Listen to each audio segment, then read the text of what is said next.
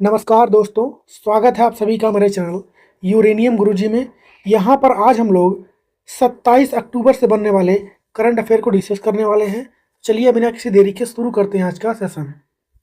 तो पहला ही क्वेश्चन महत्वपूर्ण रहेगा आप लोग के लिए कि हाल ही में तुवालू जो देश है वह अंतर्राष्ट्रीय प्राकृतिक संरक्षण संघ यानी IUCN का किस नंबर का सदस्य देश बन चुका है। ये तो 90 नंबर का भी हाल ही में बना है। ये तो हाल ही में तुवालू अंतर्राष्ट्रीय प्राकृतिक संरक्षण संघ यानी IUCN का 90 नंबर का सदस्य देश ये बन चुका है।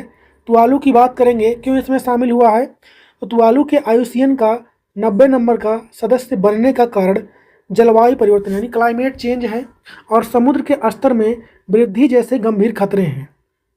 क्योंकि इनके यहाँ पर क्या हो रहा है, जल स्तर लगातार बढ़ रहा है और शहर इनका पानी में डूब रहा है। और यहाँ से कुछ लोग, अब मैंने कुछ दिन पहले पढ़ा था आप लोगों को कि ऑस्ट्रेलिया भी अब शिफ्ट होंगे। तो इस सदस्यता से उसे वैश्विक विशेषज्ञता और संसाधनों तक पहुँच मिलेगी और जिससे वह अपने समुद्री पारिस्थितिकी तंत्र की रक्षा कर सकेगा। बाकी तुवालू की अगर हम लोग बात करेंगे तो इसकी राजधानी क्या होती है, पुनापुटी इसकी राजधानी होती है। मुद्रा यहाँ पर चलती है तुवालुअन डॉलर, और जो कि अब धीरे धीरे क्या हो जाएगा, यहाँ का शिफ्ट हो जाएगा जब ये ऑस्ट्रेलिया, तो ऑस्ट्रेलियन डॉलर भी हो जाएगा। अच्छा, यह प्रशांत महासागर में स्थित है और इसकी कुल क्षेत्रफल की बात करेंगे तो 26 किलोमीटर स्क्वायर, बहुत छोटा सा ही है, ये फैला हुआ है। और अब यहाँ के लोग कहाँ पर किस देश में शिफ्ट हो रहे हैं, ऑस्ट्रेलिया में। ये महत्वपूर्ण क्वेश्चन बन सकता है आप लोग को, इसको ध्यान रखना है। बाकी हम लोग अगर IUCN की बात करेंगे, ठीक है, तो अंतर्राष्ट्रीय प्राकृतिक संरक्षण संघ इसका पूरा नाम हो जाएगा। कब होता है इसका स्थापना, तो 1948 में हुआ था। इसका हेडक्वार्टर कहाँ मिलेगा, तो ग्लैंड स्विट्जरलैंड में मिलता है। और वर्तमान में मेंबर कंट्री तो 90 हैं इसके। और भारत में स्थिति की बात करेंगे तो भारत 1969 में इसका सदस्य बना था और नई दिल्ली में 2007 में इसका कार्यालय स्थापित किया गया था। अच्छा, मुख्य कार्य और उद्देश्य की बात करेंगे IUCN की हम लोग, तो प्राकृतिक संरक्षण, इसका मुख्य उद्देश्य प्राकृतिक का अखंडता और जैव विविधता यानी बायोडाइवर्सिटी को कंजर्व करना यानी संरक्षित करना इसका रहता है। सतत विकास, सस्टेनेबल डेवलपमेंट, यह प्राकृतिक संसाधनों के न्याय संगत और टिकाऊ उपयोग को बढ़ावा देता है। इसको भी लगे हाथ आपको ध्यान रखना है। अच्छा, IUCN ही रेड डाटा लिस्ट जो कि सूची जारी होता है उसको जारी करता है। तो यह दुनिया में सबसे व्यापक सूची जिसमें पौधों और जानवरों की प्रजातियों की वैश्विक संरक्षण स्थिति को दर्शाता है। कहने का मतलब कि जैसे कोई जानवर है और ख़त्म होने की कैटेगरी में है, इंडेंजर कैटेगरी, ठीक है, इन सब कैटेगरी को यही जारी करता है, लाल सूची जिसे कहते हैं हम लोग रेड लिस्ट। अच्छा, यह प्रजातियों को 9 श्रेणियों में वर्गीकृत यानी बांटता है, जैसे संकटग्रस्त और विलुप्त, ऐसे ढेर सारे 9 कैटेगरी होते हैं इसमें। इसका उद्देश्य प्रजातियों के विलुप्त होने को रोकने के लिए संरक्षण कार्यों को प्रेरित करना। आप लोग देख रहे हम नेशनल पार्क बनाए जाते हैं, चीते लाए जा रहे हैं, तो ये कम हो रहे हैं यहाँ पर, इसलिए इसको बढ़ावा किया जा रहा है। तो ये सारा कुछ हो गया आपका IUCN के बारे में और साथ ही क्वेश्चन से संबंधित बातें। कौन 90 नंबर का देश कौन शामिल हुआ है, तो तुवालू शामिल हुआ है। नेक्स्ट क्वेश्चन है कि हाल ही में world directory of modern military aircraft द्वारा जारी 2025 रैंकिंग के अनुसार भारतीय वायुसेना को वैश्विक स्तर पर कौन सा स्थान मिला है, भारत किस पोजीशन पर रहा है। तो अगर हम ओवरऑल की बात करेंगे तो भारत रहा है तीसरे स्थान पर। भारत ने चाइना को पीछे करके तीसरे स्थान पर पहुंच चुका है और अब चाइना कहाँ पहुंच चुका है, इस पर चौथे स्थान पर पहुंच चुका है। और ये जो कैटेगरी है ये ओवरऑल कैटेगरी की बात हो रही है पूरी दुनिया में। बात करेंगे इसके बारे में हम लोग, तो WDMMA 2025 रैंकिंग में भारतीय वायुसेना को वैश्विक स्तर पर तीसरे स्थान मिला है। इस रैंकिंग में उसने चीन को पीछे किया, मतलब भारत ने चीन को पीछे कर दिया है। अच्छा, संस्था का नाम क्या हो जाएगा इसका, तो इसका पूरा नाम क्या हो जाता है जो जारी किया है, directory of modern military aircraft, ये इसका पूरा नाम हो गया इस संस्थान का, ठीक है। यह सैन्य विमानों पर डेटा का विश्लेषण करता है जो कि जारी किया है इन्होंने।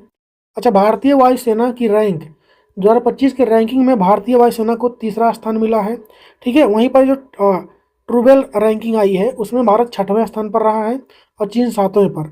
और जो ओवरऑल रैंकिंग है उसमें भारत कितने स्थान पर रहा है, तीसरे पर रहा है और चाइना चौथे पर। अच्छा, ओवरऑल रैंकिंग में देखेंगे पहले स्थान पर कौन है, तो वही US का एयरफोर्स है और सेकंड पे रूस का एयरफोर्स है, थर्ड पे भारत का और चौथे पे चीन का। तो ये सारा कुछ हो गया इस रैंकिंग के बारे में। नेक्स्ट है कि हाल ही में IUCN ने पहले टेक फॉर नेचर पुरस्कार की घोषणा की है। प्रजाति संरक्षण श्रेणी में किस भारतीय को उनके उड़ीसा तट पर लुप्त प्राय ओलिव रिडल कछुओं की रक्षा करने में समाधान के लिए इसको सम्मानित किया गया है। तो बेल बिजी सिंगार बेलू को मिला है। बेसिकली ये जो MS स्वामीनाथन संस्थान है उसका ये ऐप है, ठीक है, जो यहाँ पर जो रेड लेबल कछुए होते हैं उड़ीसा के तट पर उनको संरक्षित यानी कंजर्व करने में काफ़ी हेल्पफुल रहा है। तो उसी को इस बार यह अवार्ड को दिया गया है। तो इस अवार्ड की घोषणा किसने किया था?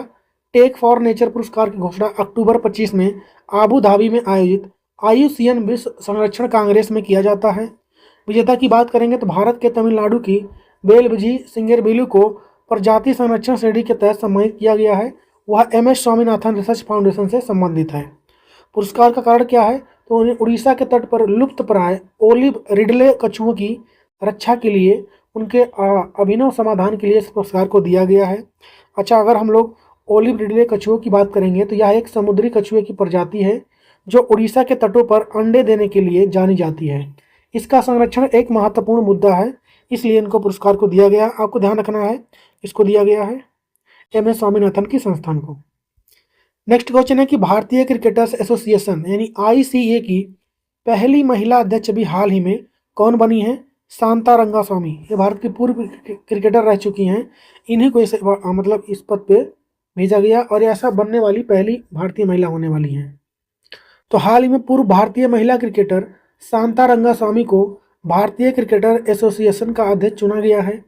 वह इस पद को संभालने वाली पहली महिला बनने वाली हैं भारत में, ठीक है, इसको ध्यान रखें। भारतीय क्रिकेटर्स एसोसिएशन की बात करेंगे तो जुलाई 2019 में सुप्रीम कोर्ट के आदेश के बाद इसकी स्थापना हुई थी। क्या उद्देश्य रहता है? तो इसका मुख्य उद्देश्य भारत के पूर्व और वर्तमान क्रिकेटरों के हितों की रक्षा करना होता है। संगठन की बात करेंगे तो यह BCCI से संबंध है, लेकिन एक स्वतंत्र संस्था के रूप में भी कार्य करता है। अगला क्वेश्चन है कि हाल ही में भारत को किस वैश्विक बैठक में डोपिंग रोधी ब्यूरो का उपाध्यक्ष चुना गया है? तो वाडा का भी जो है COP10 वाला बैठक हुआ है, वहाँ पर इसको अवार्ड दिया गया है। ये सॉरी अवार्ड नहीं, भारत को उपाध्यक्ष इसका चुना गया है 2 साल के लिए, 25 से 27 के लिए। तो अभी वाडा का ही COP10 बैठक से संबंधित तथ्यों की बात करेंगे अगर हम लोग, ठीक है। बैठक का नाम क्या, ध्यान रखिए, इसको COP10 है। आयोजन स्थल पेरिस के यूनेस्को मुख्यालय में इसका आयोजन होता है, जो कि 20 से 22 अक्टूबर तक ये चलता है। भारत को एशिया प्रशांत क्षेत्र का ब्यूरो का उपाध्यक्ष चुना गया है। कार्यकाल की बात करेंगे 2025-27 तक रहने वाला है। और अध्यक्ष की बात करेंगे तो COP10 ब्यूरो का अध्यक्ष जो है अजरबैजान को चुना गया है। उपाध्यक्ष किसको? तो भारत को। वर्ल्ड एंटी डोपिंग एजेंसी की बात करेंगे तो जो मादक पदार्थ नशा का सेवन खिलाड़ी लोग करते हैं उनसे संबंधित है इसका संबंध, उसको रोकता है ये। इसकी स्थापना कब हुई थी? 1999 में। हेडक्वार्टर मिलेगा आपका मॉन्ट्रियल कनाडा में। इसका उद्देश्य क्या होता है? दुनिया भर में डोप मुक्त खेल आंदोलन को नेतृत्व करना इसका उद्देश्य रहता है। अच्छा, भारत में जो एजेंसी है उसका क्या नाम है? तो उसका नाम है नाडा, नेशनल एंटी डोपिंग एजेंसी। आप लोग कमेंट में छापिए कि इसका हेडक्वार्टर कहाँ पे है। नेक्स्ट क्वेश्चन है कि IIT मद्रास ने हाल ही में किसके साथ मिलकर सतत ऊर्जा केंद्र स्थापित करने के लिए एक समझौता ज्ञापन पर हस्ताक्षर किया है? तो बेसिकली कोल इंडिया के साथ मिला है कौन? तो IIT मद्रास। दोनों ने मिलकर इस पे सस्टेनेबल डेवलपमेंट के लिए ऐसा किया गया है। तो हाल ही में IIT मद्रास ने कोल इंडिया लिमिटेड के साथ मिलकर एक सतत ऊर्जा केंद्र, बेसिकली हुआ ऐसा है कि कोल इंडिया लिमिटेड ने मिलकर IIT मद्रास के साथ समझौता किया है, ठीक है, सतत ऊर्जा केंद्र स्थापित करने के लिए। बाकी स्वच्छ ऊर्जा पर जोर दिया जाएगा यहाँ पर। इस साझेदारी का मुख्य लक्ष्य भारत के स्वच्छ ऊर्जा परिवर्तन को गति देना है। अनुसंधान और नवाचार की बात करेंगे तो यह केंद्र कम कार्बन वाली प्रौद्योगिकियों, खानों, पुनरुद्धार और नवीनीकरणीय ऊर्जा से संबंधित अनुसंधान और नवाचार पर ध्यान केंद्रित करेगी। आत्मनिर्भरता की बात करें अगर हम लोग तो यह पहल स्वच्छ ऊर्जा के क्षेत्र में स्वदेशी प्रौद्योगिकी के विकास को बढ़ावा देगी, जिससे भारत की आत्मनिर्भरता बढ़ेगी।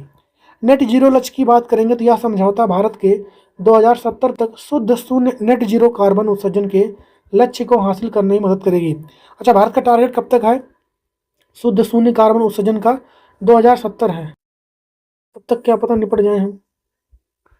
अगला है कि 100 महिला केंद्रित उद्यमों को वैश्विक व्यापार के लिए तैयार करना और उनका समर्थन करने के लिए नीति आयोग ने हाल ही में किस पहल की शुरुआत की है? तो पहल का नाम है बी राइज। क्या नाम है पहल का? Be rise.